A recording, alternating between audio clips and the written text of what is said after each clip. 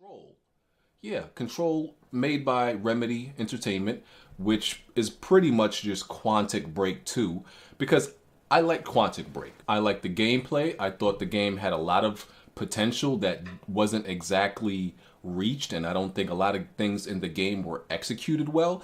The game just felt underdeveloped. And when I seen Control, I believe it premiered at E3, I became very excited because I feel like this is just a I think it's going to be a vastly improved Quantic Break, because I think Remedy is going to take everything they learned from making that game and everything they did wrong and everything they did well, and that's going to turn this project into a much better game. I mean, that kind of sucks for Microsoft because they got the raw end of the deal. Quantic Break is essentially just like an experiment or like an early draft project prototype, and I feel like Control is going to be the final draft or just the better version of the game. So yeah, I just really like the gameplay of Control. It looks like it's gonna be a decent story, interesting plot. So yeah, Control is number 10. Number 9 is Code Vein. So everybody knows I love my Souls games. This game they've been silent on this project for a while since it was delayed. It was supposed to come out like the end of this year, but it got delayed into 2019. And since then, we didn't hear anything about it at all, which I'm not worried about, because that, to me, that just means, they've gone on radio silence to put all their effort into developing the game, because it did seem rough around the edges a little bit. But everybody knows I love my Souls type games. Looks like it has some decent RPG elements. It has some good visuals. Y'all know I love me a challenge. I'm a masochist and everything like that.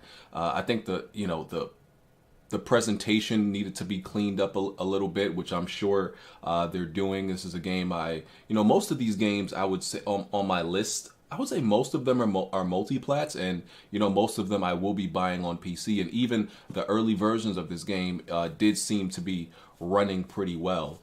And this seems to be, because there's so many Souls games out there, you can't make your game a clone. So they seem to be adding their own type of flavor or differentiation in gameplay design to make it stand out and make it a little bit different from the rest of the games in this genre. So yeah, I look forward to Code Vein. Code Vein is number 9. So number 8 is Nioh 2, and I went back and forth with my decision for even putting Nioh 2 on my list at all, only because I played so much of Nioh that I got burnt out of it. I beat the game, of course, but I think I put like 85 hours in Nioh, because I did like all the side quests, I did all the unnecessary things in that game that I became so burnt out. And even though I looked forward to Nioh 2, the thought of playing that game still like feels like a chore in my mind, because I burnt myself out of by doing all the unnecessary things in Nioh, and I didn't pace myself well. But when I really thought about it, no, I'm definitely excited for this game. Another Souls type game, but played a little bit more like a hack and slash, because it had all these different combos and variations with the weapons, and it made sense that the game played like almost like a fighter or a hack and slash with all these different moves and combos, because it was made by Team Ninja. So of course all of that made sense. So yeah, I'm definitely looking forward to Nioh 2. I think it was Nioh was originally a PlayStation exclusive. It came to Xbox and PC. I think this one is just coming to all platforms initially. So I'll be buying it on PC if it's on PC at launch, because even though I enjoyed it on PlayStation 4, they had the different modes, the visual mode and the performance mode, and I think the visual mode ran at like 720p if I remember right. It was pretty low. I can't remember exactly what it is, but I'm like, yeah, I'm gonna play this on PC so I can get the highest settings possible. So yeah, Nioh is number 8 for me. Number 7 is Gears 5. So I really enjoyed Gears 4. I had a lot of fun with it. And as far as like the campaign and the story goes, I want to see if they can up the ante a little bit, because I think that's what Microsoft needs is, for one of their games to prove that they can have a really engrossing story, a really, memorable single player experience. Because, Gears 4 single player wasn't bad, but it wasn't anything great, anything to write home about. And, I think this single player does need to impress. And I want to see if they can, like I said, up the ante a little bit, go a little bit deeper in terms of the story, with this second trilogy of the Gears franchise. I want to see who they can take it. We were playing as JD in 4, and now we're playing as Kate, and it makes sense if you played 4 and beat the story. It makes sense story wise for you to play as her in 5.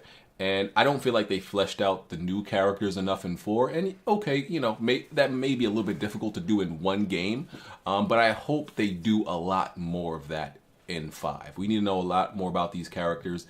They gotta, tell a better narrative, and build the lore a little bit more in this game, in the world of these new protagonists. And I had a lot of fun with the multiplayer. I'm honestly looking forward more of the multiplayer, because that's a game where we had a lot of fun in this community with all the people I play multiplayer games with, in Discord and everything like that. And there's been a severe lack of multiplayer games this generation that I've liked, at least, and that I've had fun with. So Gears is honestly probably is one of the few multiplayer games on my list. I think there's only like 3 multiplayer games on my list. So, it's slim pickings this generation in comparison to the last generation as far as, great multiplayer experiences. So Gears is number 7. Number 6 is Sekiro Shadows Die Twice. So initially when Sekiro was first revealed, I wasn't impressed with it because I'm like, I don't feel like they showed enough. Everybody was blown. Yeah, we know it's From Software is making it, and I trust them as a developer and everything like that, because they make a lot of the games that I like. But I just didn't feel like enough was shown, and it was like this really quick sizzle reel with a lot of cuts in it. I'm like, I didn't really get to see enough gameplay. But once we saw some actual people playing the game and it wasn't all these cuts, I was like, okay, this looks good. It's gonna have the difficulty, it's gonna have the great bosses and the great boss design, the great level design. Visuals look good. We know From Software is trying to depart from the the Souls styling of what we're used to a little bit. They wanted to get away from that a little bit. They were tired of making the same thing. So Sekiro looks really fun. So I'm definitely looking forward to it. So it's number 6.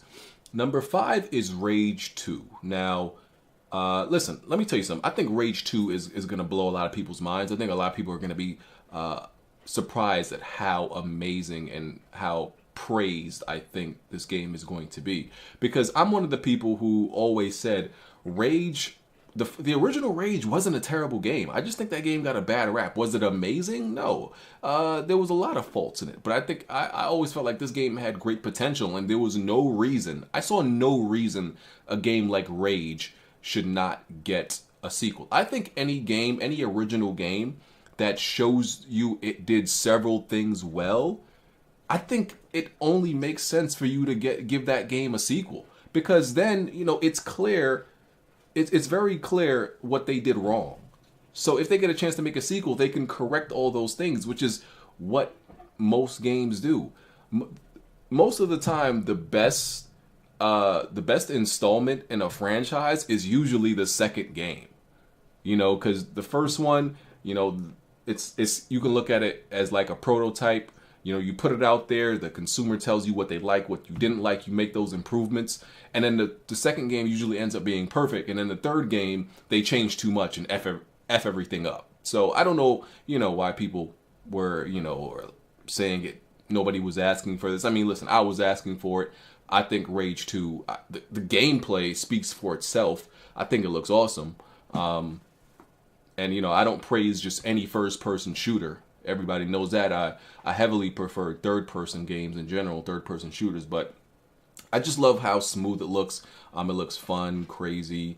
They've definitely expanded, the universe in Rage, and yeah, I just really look forward to it. made by Avalanche Games, so they're putting their little wackiness to it, which I think it needs. It needs a little lighter touch than the darker tone that was in 1. It needs to be a little bit more fun. So yeah, Rage 2 is number 5. Number 4 is Anthem.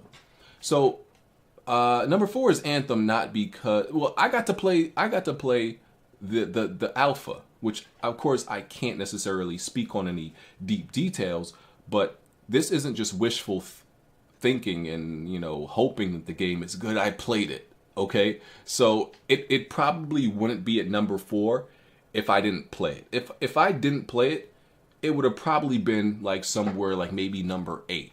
But I like what I played. I think it's a lot of fun. I think EA is going to be receptive to a lot of criticism and what people want from this game. I think this is a game they're going to support for many years. I played it, like I said, I don't think it's anything like Destiny. I don't think it's anything like Destiny. I think people are making that wrong comparison.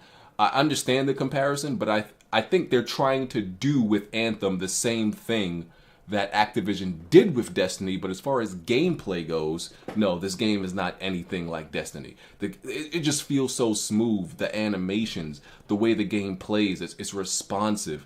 And listen, I know a lot of people were, the things we saw at E3, we were like, oh, it's vertical cuts. The game is not going to look like that. It's not going to move like that.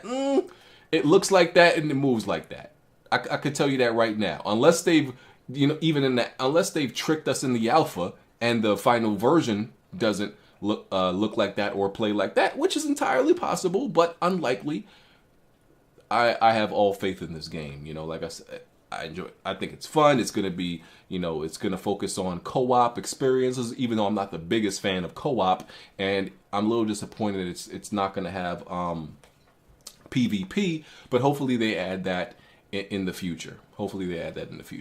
So Anthem is number 4. Number 3 is Resident Evil 2. I mean, if you're not buying Resident Evil 2 in January, I don't know what you're doing. The game looks amazing. This is a true remake, through and through. Capcom doing a thing. There was a time where Capcom was seemingly in trouble financially, and they weren't putting out the games that the consumers wanted, and they weren't in the best the best graces. But now, even though typically they're balanced right now, they're creating new experiences while remaking a lot of their old experiences. So I'm not mad at them for that. People are buying it. People want it. They're not half-assing their remakes or their projects. They're really rebuilding them from the ground up. So I respect it. And I'm a huge Resident Evil fan.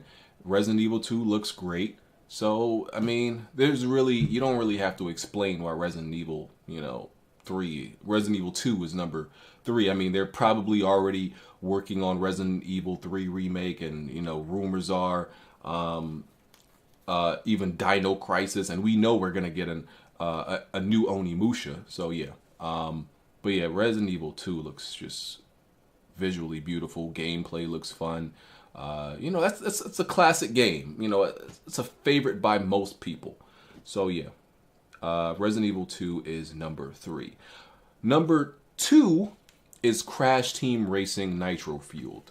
Everybody knows how big of a fan I am of Crash Team Racing. I have been calling for this remake forever, for years. It's, to me, the greatest kart racer ever made. The only thing I will debate you with is Diddy Kong Racing, right? And it's because Crash Team Racing is really just Diddy Kong Racing with PlayStation characters, and Diddy Kong Racing is, you could argue is the best kart racer ever. So I'm not mad at that.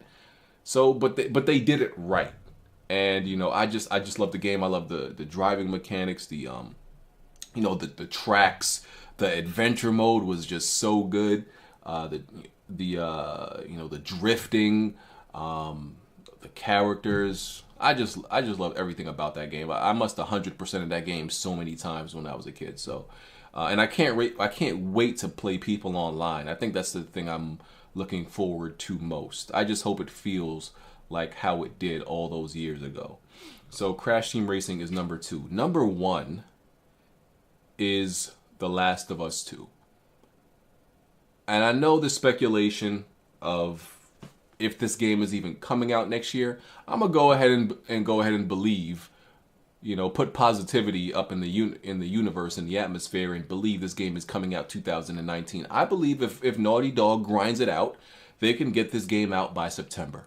That studio is huge. They have all the resources, all the personnel. They can get anything from Sony they need. So if they need to go on like a real hiring spree real quick to meet the deadline for this game, even though Sony's not going to rush them, I'm sure they're not going to put out a product unless it's ready. I think they can do it. I think this game can absolutely come out in 2019. If it's not, then it comes out spring 2020. But like I said, I'm gonna believe for right now it's gonna come out this year. But I'm still like shaky about that because I still feel like we haven't gotten enough gameplay. If we don't get like a good amount of gameplay halfway through 2019, it's definitely not coming out this year because we still haven't really seen much infected gameplay. We still haven't seen the multiplayer. All these things need to be finished well ahead of time. They probably, honestly, well, they don't need to put out a beta for the multiplayer. They didn't last time, but might be a good idea. But yeah, that gameplay we saw at E3, where we finally saw some real gameplay with Ellie and just how advanced this game looks. Yeah. And even though I criticize the original Last of Us, I always say Last of Us is, to me, Last of Us is not a masterpiece. I always said this game lacks things that I believe when the sequel comes out, they will improve on, and the sequel will be a masterpiece. That's what I always said. Every time I beat Last of Us, I'm like, this game is not a masterpiece, but it is absolutely guaranteed that the sequel will be. We know the story is going to be great. Naughty Dog has amazing writers. They have a way of tying things together and, doing things you don't expect and creating these really great characters and just memorable characters. The gameplay is going to be solid. They pay attention to a lot of detail, and they always look how they can advance game design. The visuals, the game is going to run at 30 frames, which is probably going to be the worst thing about it. Resolution, I don't know, probably above 1440, something in the middle, 1800 checkerboard, something like that.